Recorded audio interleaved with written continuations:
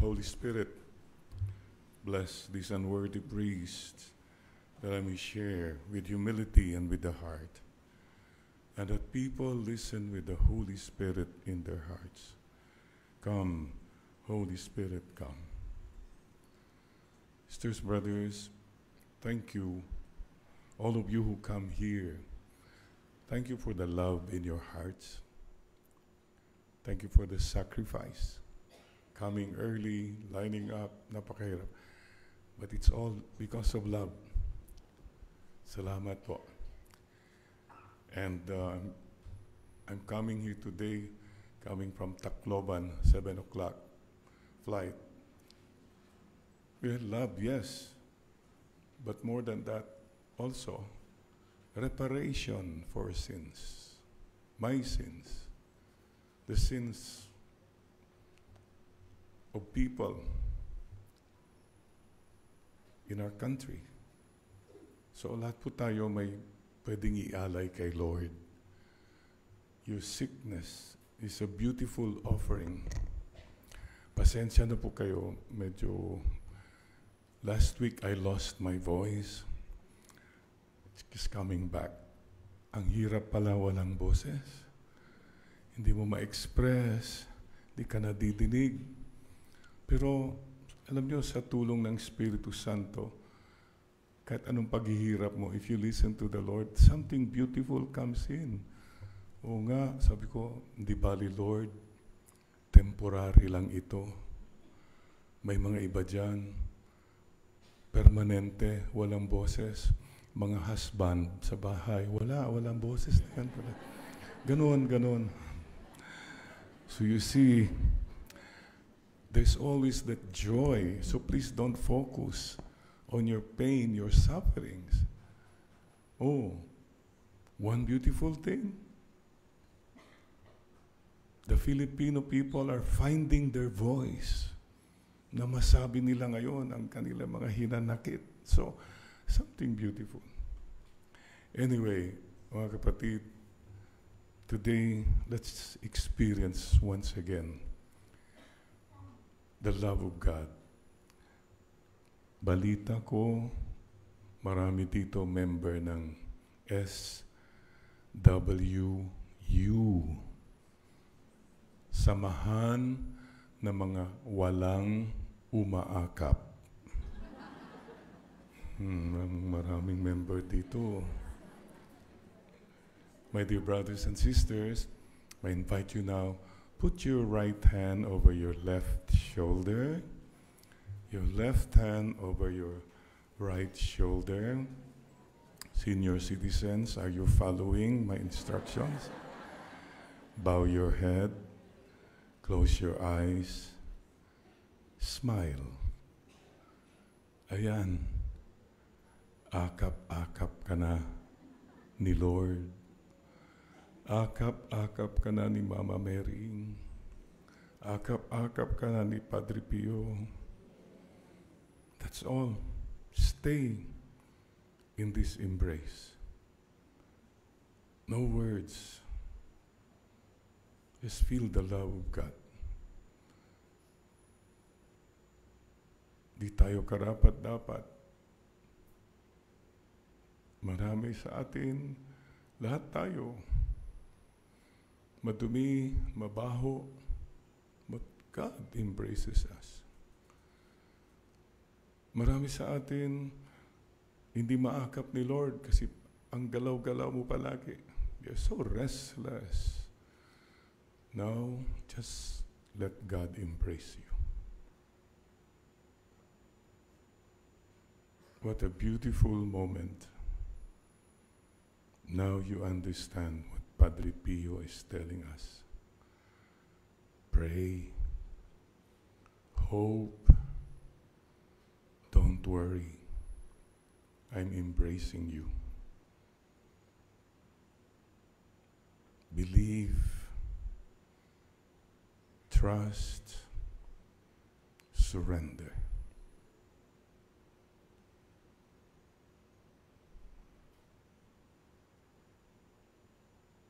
Akapin din po niyo ang aking mga mahal sa buhay. my loved ones, living or dead, present or absent.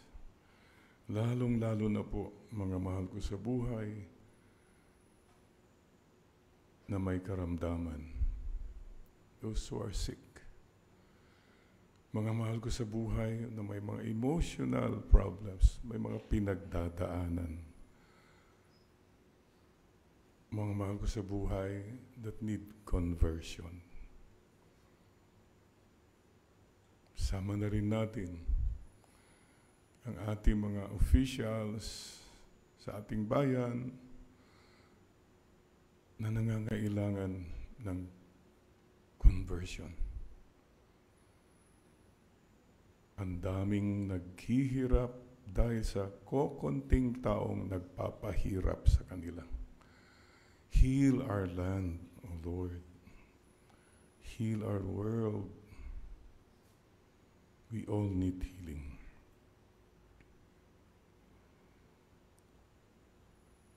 Meron ko bang masamang ugali? In humility, you ask the Lord now. Ask Padre Pio, Mama Mary, please tulungan po niyo kong baguhin ko. Whatever is not good in my character, in my mindset, in my attitudes.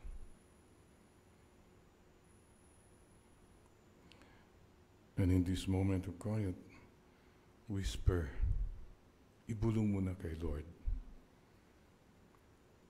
ang iyong special request. Pray. Hope. Don't worry. Believe. Trust. Surrender. Nothing is impossible with God.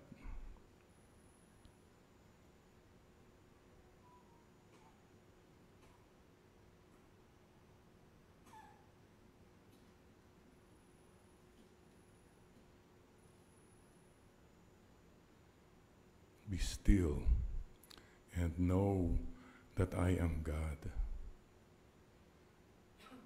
Psalm 46:10. Trust the Lord with all your heart and lean not on your own understanding. Proverbs chapter 5, verse 6.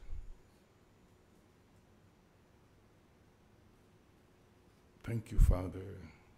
Thank you, Jesus. Thank you, Holy Spirit. Thank you, Mama Mary. Thank you, Saint Padre Pio. Maraming salamat po. Amen. Amen. Ayan, mga kapatid, member ka na ng SMU. Samahan na mga may umaakap. Si Lord ang umaakap sa iyo. And we just experienced a gem. God encounter moment. We encountered God. Please don't forget. Yan po ang importanteng gem sa buhay. Hindi yung mga gem, mga pera, kung ano-ano mga sasakyan, mga property. Hindi yan. Your real gem, if you can say, I experience God. You are sick. Have so much gems. It's a God encounter moment. And lahat po tayo dapat maging gem. Sana po, make this your agenda. You are a God encounter maker. That when people meet you, they encounter God. Nararamdaman na si Lord. Baka naman pag namimit ka nila, naku, nararamdaman nila yung katapangan mo, kasungitan mo, kayabangan mo. Sana po, kahit pa paano yung you're kind to people, God, they feel God. You smile at people, they encounter God. These are the little things po. Let's make that promise here today. Lord, I'm signing up to be a gem, a God encounter maker. And that starts right now. Yung katabi mo, tignan mo, mukhang aburido. Ayan na, gem tayo. God encounter maker. Pwede bang akbayan mo yan at sabi mo sa kanya, don't worry, be happy. God loves you. Mama Mary loves you. Amen? O baka naman, gem pa more, awitan mo siya. God bless you, Mama Mary loves you, me too. Paki-pray over mo nga siya. God bless you. Sampalin mo yan. Mama Mary loves you, me too. At awitan mo na rin siya, birthday niya this year. Happy birthday to you. Ituloy na rin natin sa Pasko. And may the spirit of Christmas be all in our heart. Thank you, Jem. Thank you. And you know, I discovered when wala kang boses, you realize how powerful whispering is. Mas matindi yung bulong. O hindi yung mga chismosa na nagbubulong-bulong. Hindi yan. No, you whisper. For example, try this. When I was a little child, I always, when Mama told me, Jerry, come here, Galaja. I tell you something, huh? She whispers. Those are the things that really hit my heart. Yung sigaw na naninigaw ka sa anak mo, kung ano, hindi ka na pinapakinggan yan. Try to rediscover the power of whisper. Oh, Mrs., i-train mo si husband. Psst, halika nga dito. May ibubulong ako sa'yo. Kakabahan na yan. Ang powerful yan. You know, whispering is something beautiful. There is a line in the Desiderata that says, avoid loud and aggressive persons. They are vexations to the spirit. Please don't be a vexation.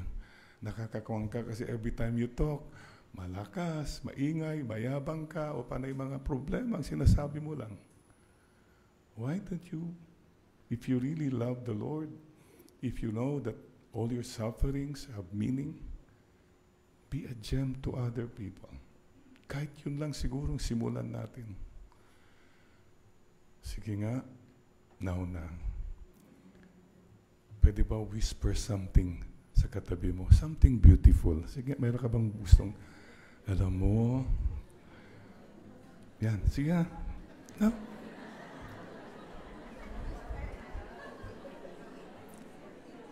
Alam mo, yung pamasko ko, itong gusto ko, ha? Oh, Jem, at least nasabi mo na. Thank you. Yun lang po siguro, I just want to say, Padre Pio was silenced for many years. He was so effective and all. And then there was a time pinagbawalan siyang magmisa. And tinago siya. He was silenced. There is value in silence, mga kapatid. Please remember, lahat tayo may pinagdadaanan. I speak here today. I know among us priests here, I am the biggest sinner. I know what it is like to be forgiven. I know what it is like to be embraced by God. Kapatid, maybe you think you have the biggest suffering. May I say this? Among us priests here, The one who has the biggest suffering is Father Algie. Newly ordained priest. After 14 days, tama ba, Father? 13, accident. Paralyzed from waist down. I can never imagine, you were young, you wanted to go for the mission, and then, bam, silenced. So, Father Algie, may I ask you to share a little how you go through all this, what keeps you strong? Maybe ask Father Algie here too. Pakinggan po natin si Father Algie. Thank you.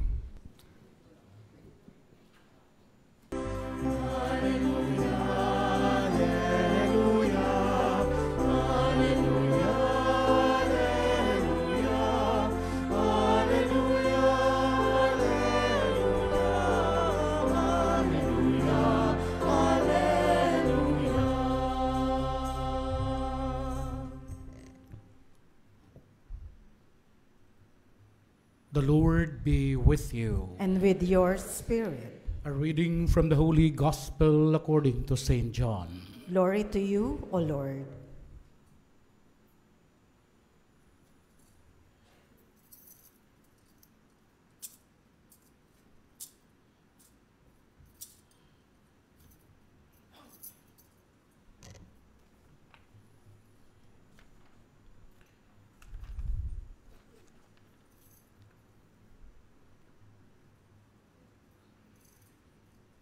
As Jesus passed by, he saw a man blind from birth.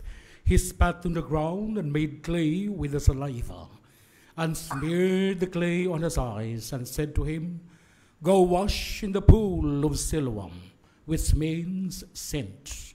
So he went and washed and came back able to see. His neighbors and those who had seen him earlier as a beggar said, "Isn't this the one who used to sit and beg?" Some said, "It is." But others said, "No, he just looks like him." He said, "I am."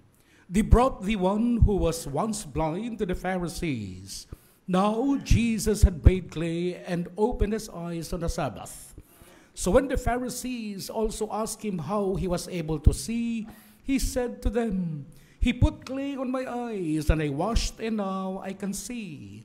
So some of the Pharisees said, "This man is not from God, because he does not keep the Sabbath." But others said, "How can a sinful man do such signs?" And there was a division among them. So they said to the blind man again, "What do you have to say about him, since he opened your eyes?" He said, "He is a prophet."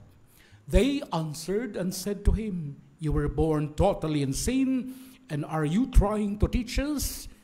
Then they threw him out.